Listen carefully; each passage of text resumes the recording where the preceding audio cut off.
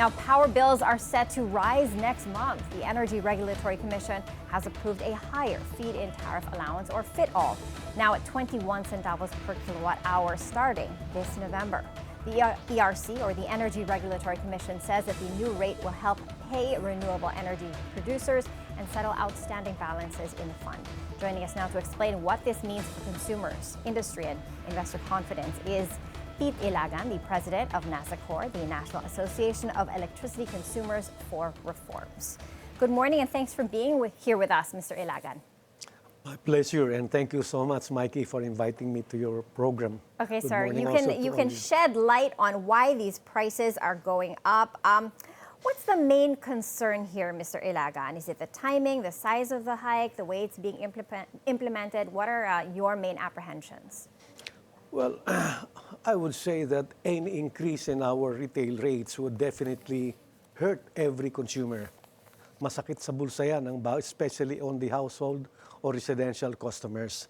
An increase of 21 centavos would definitely be hurting on the part of the residential consumers.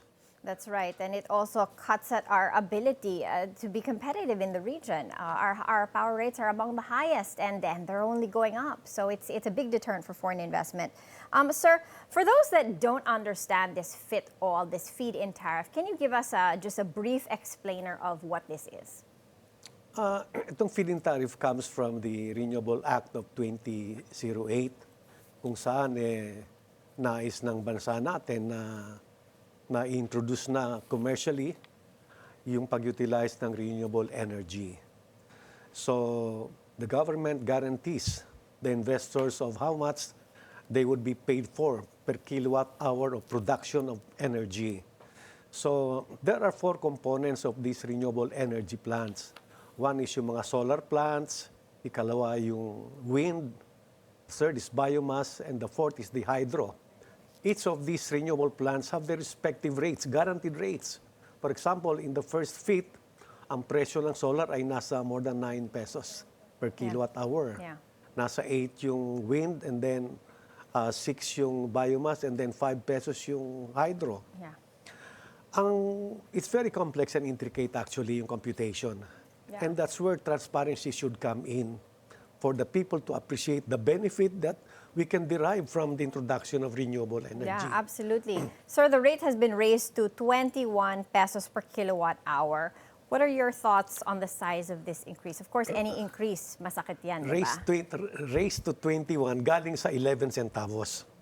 Alalahanin natin na itong 11 centavos was fixed and set by the Energy Regulatory Commission. Ngayon, ito ay alam natin na sabi nga ng batas, the rates must be such as to allow the recovery of just and reasonable cost and a reasonable return on their investment. So dapat dun sa 11 centavos, maipakita nila how much of the capital recovery is part of this 11 centavos. Magkano rin yung fixed and variable cost. At dito sa gagawing pagtataas ng 10 centavos, magkano mapupunta sa capital recovery? Magkano mapupunta sa fixed cost at saka sa variable cost. Hindi natin alam eh. Given that there ang daming mga tanong, sir, do you think the FIT-all, the FIT-all fund is managed by, the government, the Transco, National Transmission Corporation? Given all the corruption allegations surrounding the use of public funds in the recent months, should there be an independent audit of all FIT-all collections and payments to make sure that there's no funny business? Dapat lamang, sapagkat ito ay perang imposed on electricity consumers. Public fund ito eh. Kaya dapat lamang talaga meron itong regular monitoring and audit nang malaman na, nang masiguro natin na yung disbursements of these funds ay talaga napupunta sa purpose. Hindi natin alam ilan ang eligible na renewable plants dito and how much are they getting monthly dahil alam naman natin na almost 17 to 18 billion annually ang collection dito. Yung 215 billion na yan na collection from 2015, lumalabas yan talaga, almost 20 billion a year yan. It's a lot of money and everybody's paying. So the whole country's paying for higher electricity. Every year there must be a proper reporting of this collection and how these were disbursed, allocated and paid to the eligible renewable plants. Hindi natin alam ito eh. Sir, kung may ghost projects, may ghost supply ba kaya? What are your thoughts? Napakagandang tanong niyan. Sapagkat, if you will look at your bill, monthly bill, makikita natin, we are being charged of what they call effective rate. Yan yung kabuuan per kilowatt hour, starting from the generation charge, transmission, hanggang dun sa distribution charges. So lahat yan, the first item ay yung generation. It's a combination, blending na yan ng mga energy na mula sa fossil fuel like coal, kasama na dyan yung renewable, kasama yung hydro. Yan ay binibill tayo based on the kilowatt hours that we have consumed. Binabayaran natin yan.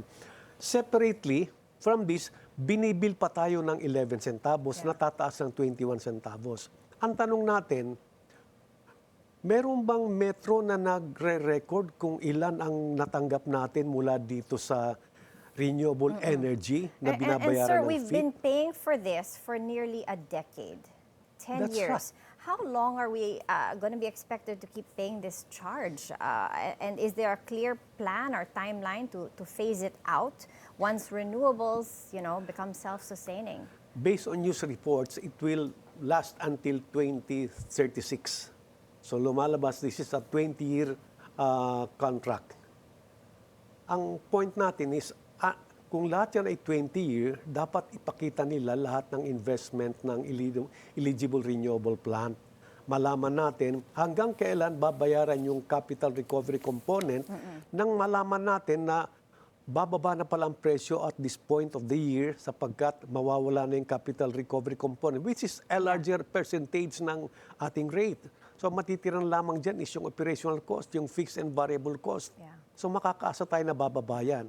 Ikalawa, dapat ma-qualify or ma-quantify na natin anong benefit ba natin. Yeah, we need to see For a cost-benefit an ordinary analysis. household consumer, anong benefit ko ba rito at dinadagdagan yung aking binabayaran buwan-buwan? Hindi naman tumataas ang aking buwan-buwan na sweldo.